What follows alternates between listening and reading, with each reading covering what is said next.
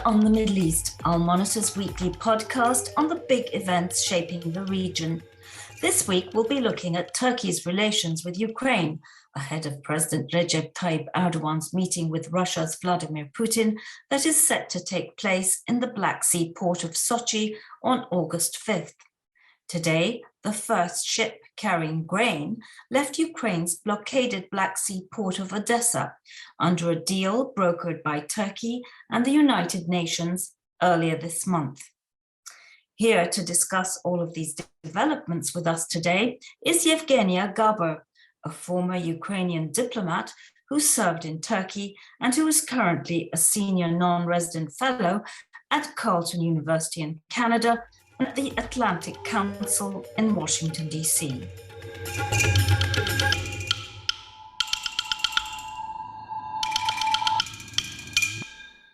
Welcome to our show, my dearest Yevgeniya. Thank you. Hi, Amberin. Thank you for having me. So today we had the first ship leave Odessa loaded with grain. That's quite a miracle, no? Almost, because we were also sort of pessimistic about this ever working. So how do you feel about this? Do you think this is going to work? You've written extensively about it. You've laid out all the caveats. What does today's news tell us looking forward? Well, I would not say that we're pessimistic. I would say that we're realistic because dealing with Russia, you always have to be cautious about how far this so-called goodwill of Russia goes. Obviously, to the credit of Turkey and the United Nations and all diplomats and experts and members of parliament, everyone who has been involved in these talks, grain deal and so on, to their credit, it worked, even though we remember how Russia started shelling and bombing the Odesa seaport just 20-something hours after the grain initiative was signed. But yet again, even though we have this vessel today leaving the seaport of Odessa, and now, to the best of my knowledge, already having reached the international waters, I would still doubt how long we can proceed with this, and whether we only have this case as a showcase of Russian kind of constructive position and stance on the issue, and it will be followed by many other vessels, because now we have something like 17 other ships waiting in Odessa. Or this will just be kind of one example showing that Russia can sometimes agree on some deals, but afterwards will still face some kind of provocations, disruptions, attacks, and so on. So today there is this cautious optimism in Ukraine, obviously because this is also important for our economy, obviously because this is also important for our grain producers. But at the same time, I think it's really important to understand one thing. For the whole world, the Russian grain war is mostly about blockade of the Ukrainian Black Sea ports and about disruption of supply chains. For Ukraine, Russian grain terrorism is much more than that. It's about setting fire to our fields of sunflowers and wheat and corn. It's about destroying our infrastructure, including logistical infrastructure, including agricultural infrastructure. It's about shelling on our silos, wheat storages, looting Ukrainian grain from the occupied territories and then selling them to other countries. It's about very often forcefully making farmers on the occupied territories to sell their grain, their corn, their wheat, just for nothing, almost for free. And even such things, which no one, I would probably say no one almost except for Ukrainians know, is like destroying seed selection institutes, which have very rare samples of different types of grain, which are unique and which cannot be restored.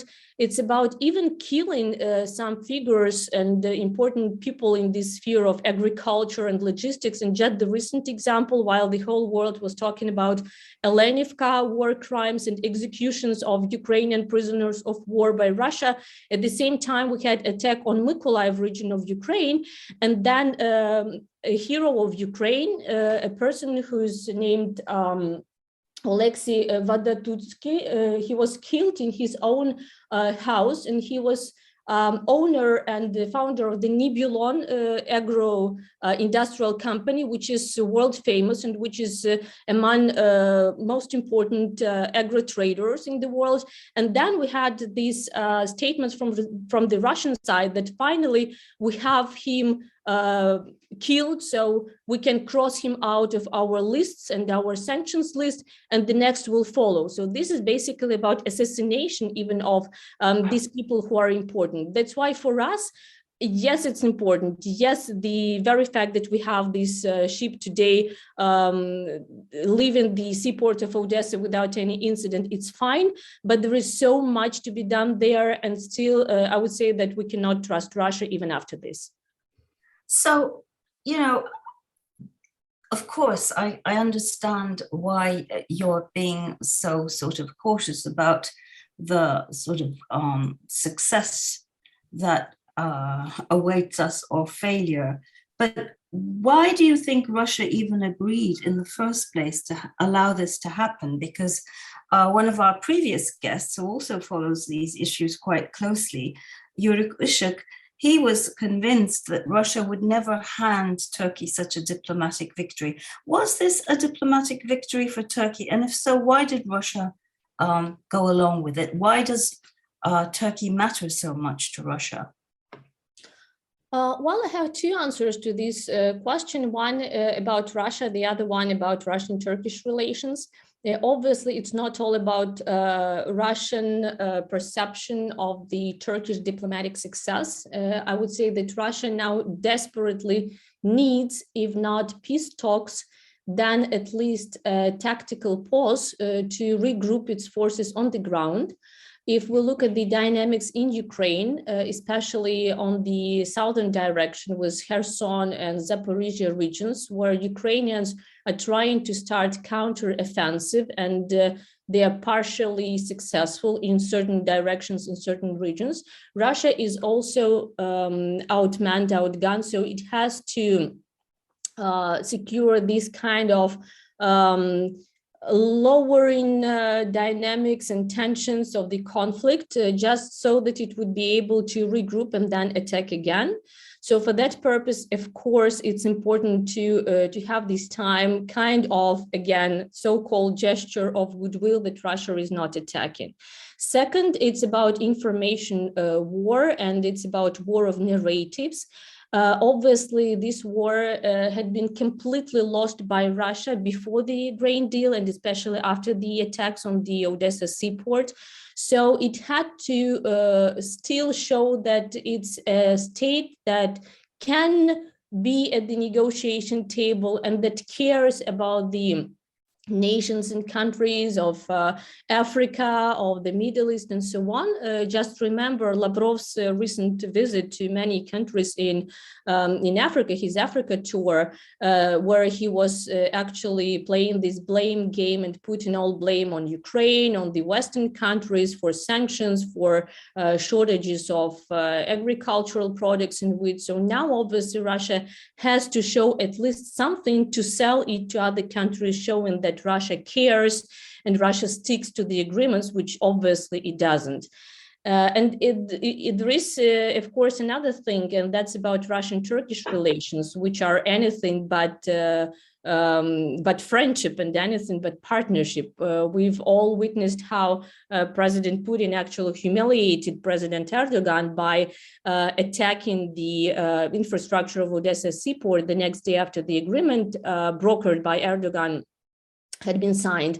But at the same time, there are so many other issues to be discussed, including dynamics in Syria, where both countries are now, engaged in these negotiations on whether Turkey is going or not to launch its operation, trans-border operation, and so on.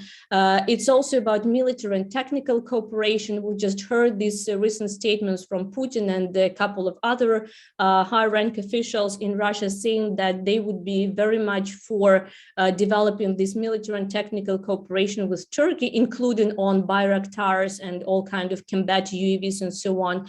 So obviously, Russia also knows its limits. You just raise the stakes, you escalate, and then you de-escalate. So this strategy of escalation for the sake of de-escalation, that's what we've seen now. So Russia showed it can attack, and then it shows it actually can be kind of willing to implement the agreement that have been reached. But again, I'm pretty sure, and here I'm pessimistic, that it's not going to last like this for ages.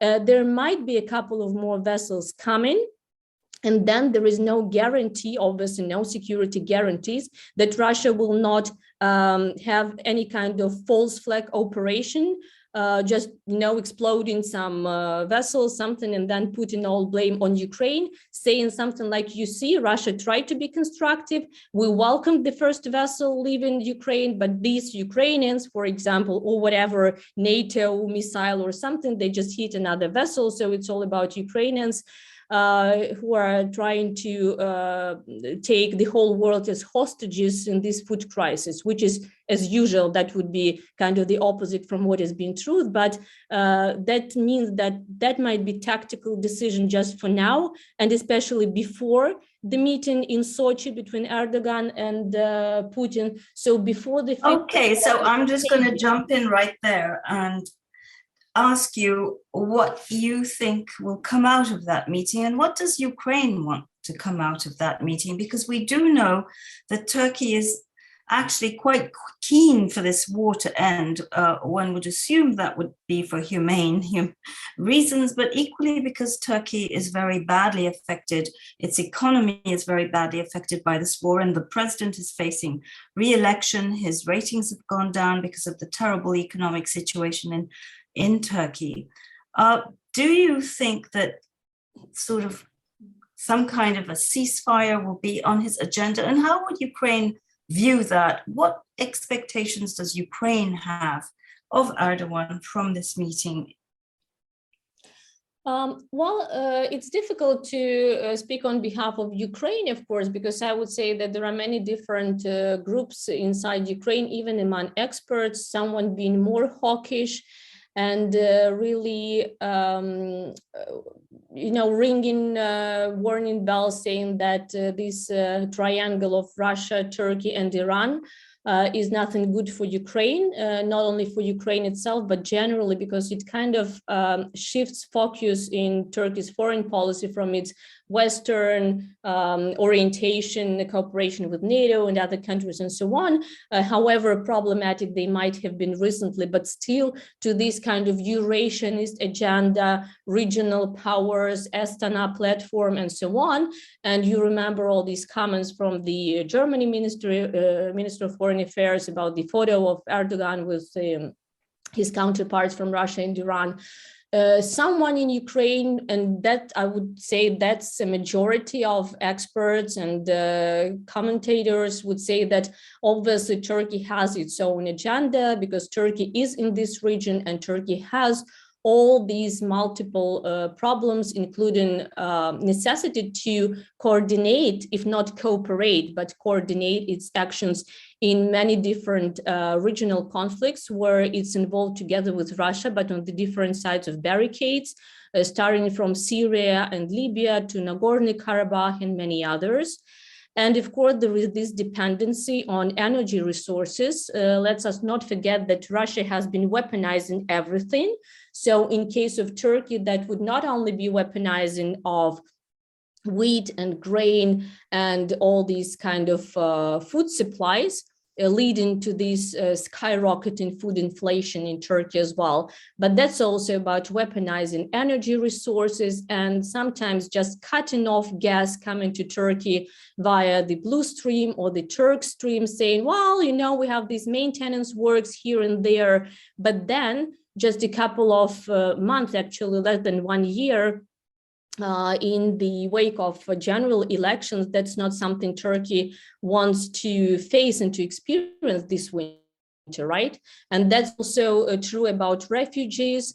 Just remember how Russia was actually blackmailing the whole world in the United Nations Security Council, saying that it can just cut off the corridors for humanitarian assistance coming from the United Nations to the Syrian refugees, and that would mean another wave of refugees to Turkey, which is already hosting more than 5 million of refugees, and that's not something that people in Turkey are really happy about. So there are so many different leverages of over Turkey, which Russia now has, and it can exploit, that it's really difficult to expect some kind of breakthrough. And we also know that Ukraine is quite unhappy about the fact that Russia is stealing all this grain and then selling it in part to Turkey and via Turkey. Now, do you believe that that trade is still ongoing, that illicit trade? And if so, what is Turkey doing to stop it? Because we know that Ukraine has repeatedly asked the Turkish authorities to investigate this theft, as it calls it, and to stop it. Well, that's a very unfortunate situation, and that's been there for months and months. It's not something new. It started, I believe, just in March, almost directly after the Russian invasion of Ukraine. And the problem we have there is multifaceted because there are many different violations of the international law and regulations at the same time. One is accepting Russian vessels or any other vessels coming from the occupied ports of Crimea, which is illegal because those ports are under sanctions, and many of the vessels involved in this trade, by the way, are also under sanctions. And that is a package of sanctions which is related to the 2014 occupation of Crimea. So I think there is also this regulation of 2017 of the Chamber of Shipbuilding Companies in Turkey, and this regulation is very clear about not accepting any ships coming from the occupied ports of Ukraine. So this is number one violation there. Second one is about the looted grain and looted commodities which are shipped from Ukraine to Turkey. And that's kind of difficult to prove, because to prove that this grain is actually Ukrainian grain and not Russian wheat or corn, you have to have some kind of DNA expertise or some kind of further investigation there. But again, it's important to have a political will to do that. It's important to pay enough attention to those problems, because in case there is a will and desire to go deeper into details, there are multiple evidences provided by investigative journalists, not only Ukrainian, but also international, many photo fixation videos, including from the satellites, that actually show the same ships like Mikhail Nenashev, Matros Koshka, and many others who used to be anchored in the Crimean ports, and then they would go to, let's say, Port of Kafkaz or somewhere showing they're going there, at least on documents, and then presenting these fake and false documents to the Turkish side. So unfortunately, to the best of my knowledge, the same situation was going on even after multiple appeals and addresses from the Ukrainian side. But during these grain talks and a couple of days into it, we've witnessed decrease in these ships, and now many of them are just anchored in the ports of Crimea and Sevastopol, for example, or in some others, just waiting, I believe, for what is gonna happen next. And I think this is the very right moment to actually hold the whole process, to stop it. And because there is no need, at least for this whatever emergent supplies of wheat and grain, even though that cannot serve as a justification and legitimization of the crimes there. But now that we have partially at least unblocked the Ukrainian seaports, I think that it's very important and crucial for the Turkish authorities to pay more attention to that, to have those investigations, also not to lose credibility in the eyes of Ukrainian people and international community. So my final question is about how Ukraine feels these days about Turkey. In the early days of the war, it was like a love fest, especially because of the Bayraktar drones. But we've seen over time that the enthusiasm has started to fade. Where are we now in that relationship between Turkey and Ukraine? And how important is Turkey's support? How important are the Bayraktars? And how concerned is that over time Turkey will sort of start pressuring Ukraine to end the war? Well, let me start from the last question. For Ukraine, it's not a question of pressure or not pressure. There is no way Ukraine is going to accept any peace with Russia. I think we have to be clear about one fact, that Russia has to be defeated, not appeased. It has never worked so far, and I'm pretty sure it's not going to work, just because if we let Russia get away with what it has now, with all war crimes there, tortures, all kinds of violations of the international law and so on, we will have even bigger problems in the very near future, just as Russia get its forces regrouped and then invading Ukraine or any other country again. And that is also something that Turkey probably has to keep in mind, because for Turkey, I would say that occupied Ukraine, or at least partially occupied Ukraine, or any kind of strengthening of Russian positions in Ukraine, or military buildup in the Black Sea, which is serving also as the power projection for the Mediterranean, which is crucial for Turkey. That is a direct threat to national security of Turkey itself. While we can, if not welcome, but at least understand Turkey's reluctance to join sanctions against Russia and to continue cooperation in economic sphere and in energy, and I think there is this understanding in Ukrainian society, then everything which is connected to military cooperation, technical cooperation, diplomatic and political agreements with Russia not taking into account Ukrainian interests, that is a threat not only to Ukraine, but to Turkey and to the Black Sea and European security generally. So I think in Ukraine, there is still a positive, of course, positive attitude towards Turkish people and Turkish nation, because we know that we have these long connections coming from history, from the Ottoman Empire when we were fighting against Russians together. But on the other hand, there is also this expectation that while we are paying attention to Turkey's sensitivities in many issues, that we will have the same sensitive attitude from Turkey. I would very much like to see President Erdogan's visit to Ukraine, for example, because you know that we've had many world leaders paying their visits of solidarity to Ukraine so far, and the Ukrainian Prime Minister actually visited Turkey after 2016 events just to show our solidarity with the government and people of Turkey. And I would probably like to see addresses of President Zelensky for the Turkish parliament, like we've seen in many other countries. So I think there are some parts of this puzzle missing, and this is very important to keep our nations together, because Bayraktars is all good. We appreciate it. We appreciate closure of straits. We appreciate supplies of Bayraktar drones. But on the other hand, there is much more to that. And I think it's really important not to lose this momentum, not only at the level of official dialogue, but also public perception, because this is something that will be very, very difficult to mend if it gets problematic at some point. Well, my dear Yevgeniya, thank you for that brilliant tour d'horizon. It's always such a pleasure to speak to you, and I do very much hope that peace comes to your country very, very soon. Thank you, Amberin. It was great pleasure as always talking to you. Thank you for having me.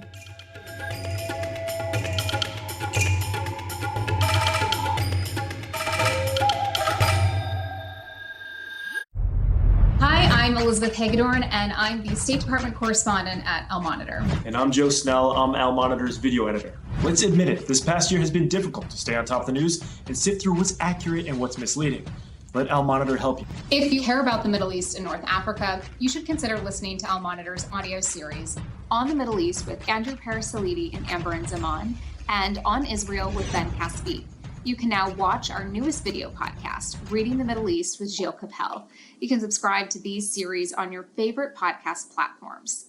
And through a host of free daily and weekly newsletters, we offer a range of perspectives with the highest journalistic standards.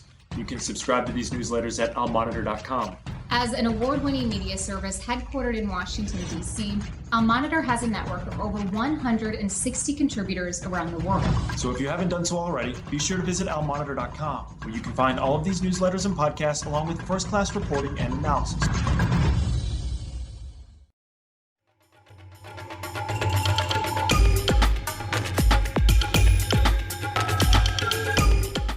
And this brings us to the end of another episode of On the Middle East.